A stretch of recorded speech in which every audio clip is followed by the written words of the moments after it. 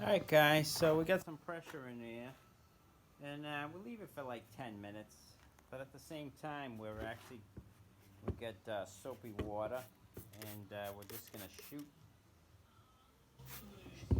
gonna shoot where we soldered our elbows, and just to double check, and we'll even check underneath, and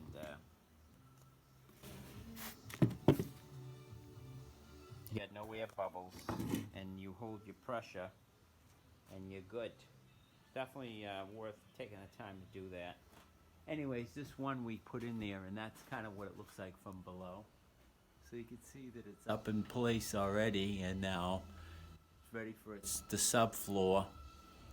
Only thing is, we gotta, since the pipe is up on top of the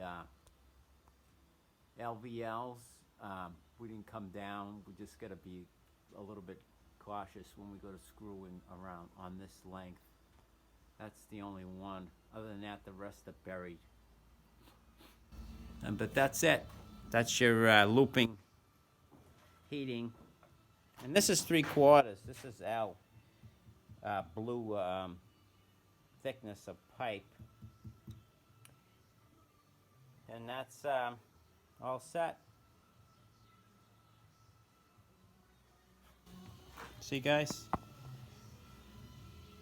It's like measure twice, cut once type of deal. You gotta check it and check it, and then that's it. It's ready to be installed.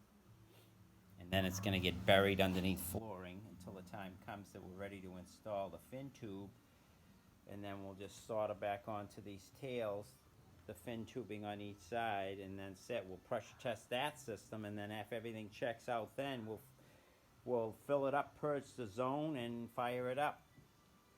But it's got to be done first. Okay, guys.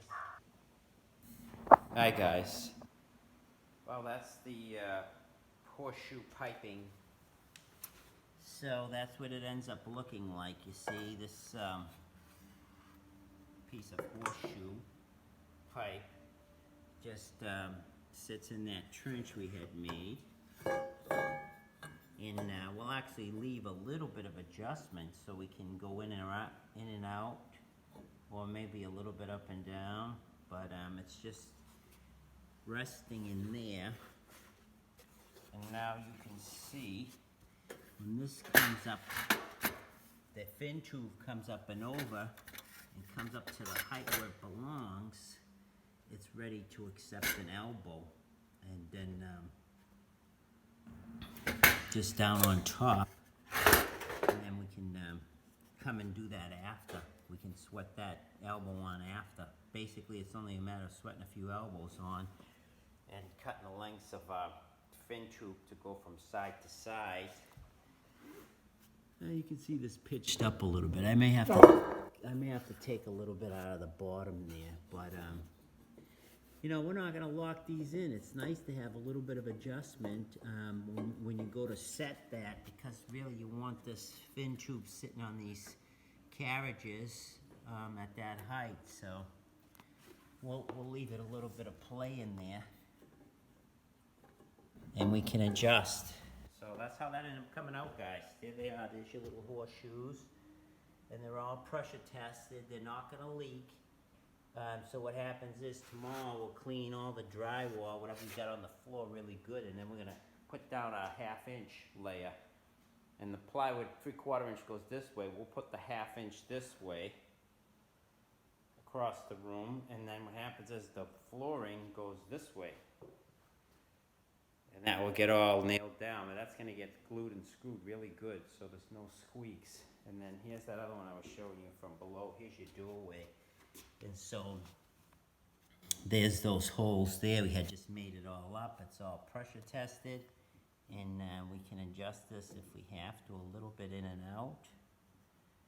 And that's it. We just got to be careful this one area for screws, and we're good. And that's how it comes over to this side. And there's a little bit of adjustment. All right, guys, that's it. That was just our horseshoe around the baseboard heating to get around things like doorways and windows, which are unusual to come down to the floor like that. And you know, of course, we have a little specific thing we have made up, these heat niches. That's not typical either for your baseboard heating.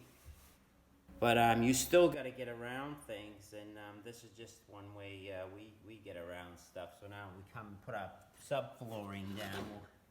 Like I said, we'll make a little bit of a space so we have a little bit of adjustment, and then we'll glue it good and screw it off over the top of this. And then that's, your flooring comes up on top of that. Of course, the flooring gets cut in and jobbed around, and then, I don't know, we may not even drill a hole. What we may do is just make a notch. Just a little bit of play in and out. We don't have to really go that way too much, but because you know, when you put your Fintube and your covers on, that you have these end covers, and the end covers actually conceal the vertical pipe coming up, so that's why we wanted to kind of keep it to the side like that. So when we put our end caps on, we're concealing that vertical. And then